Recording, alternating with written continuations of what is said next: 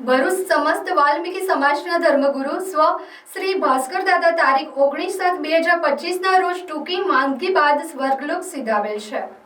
આલી વાલ્મીકી વાસ ખાતે રહેતા સ્વર્ગીય શ્રી ભાસ્કર દાદાનું 80 વર્ષની ઉંમરે ભરૂચની ખાનગી હોસ્પિટલ ખાતે ટૂંકી સારવાર દરમિયાન નિધન થતાં આ સમાચાર સાંભળી વાલ્મીકી સમાજના તેમજ તેમના હૃદયથી પૂજનારા લોકોના ટોળા હોસ્પિટલ ખાતે ઉમટી પડ્યા હતા. તો પરિવાર ઉપર આવી પડેલ દુઃખને લઈ પરિવારના લોકો શોકમાં ડૂબી ગયા હતા.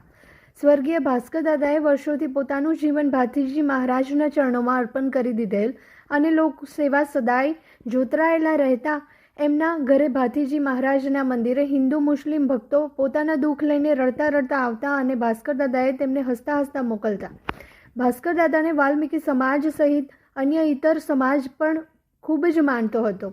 સ્વર્ગીય ભાસ્કર દાદાને ભક્તજનો દ્વારા પાલખી શણગારી ફટાકડા ફોડી વાજતે ગાજતે અંતિમ યાત્રા કાઢવામાં આવેલ અને ત્યારબાદ તેમના નિવાસસ્થાનની બાજુમાં તેમને સમાધિ આપવામાં આવી હતી.